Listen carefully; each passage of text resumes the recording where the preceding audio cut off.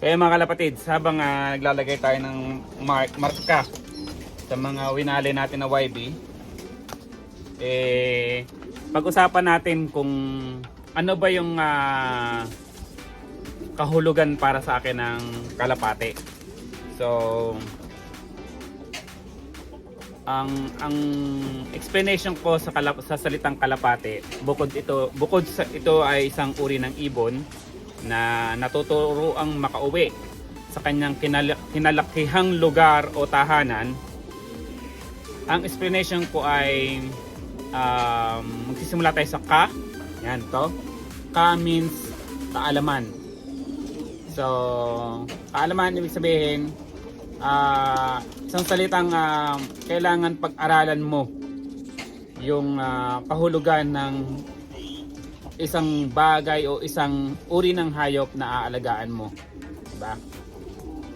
So, punta naman tayo sa la.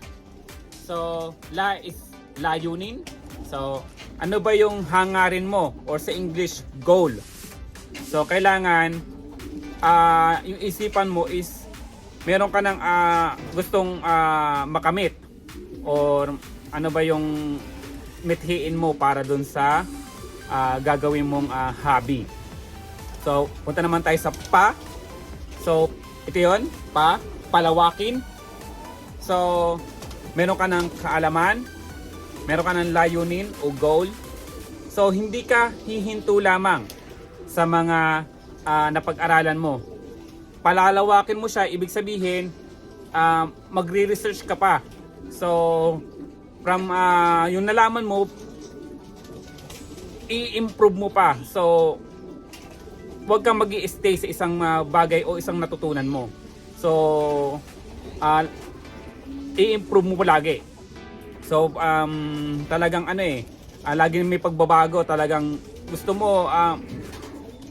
mo talagang alamin lahat. So, kaya sinabi ko siyang palawakin. So, doon naman sa T. So, kalapate. T, ito yon. T, tiwala. So, magtiwala ka sa mga nalaman mo, sa kaalaman mo, sa sarili mo. So, yun. Ito yung meaning ko sa kalapate. So, kaya doon lagi ako nagbe-base sa explanation na yon para sa akin. So, yun. Sana may naibigay ako o may na-share ako sa inyo mga kalapatids.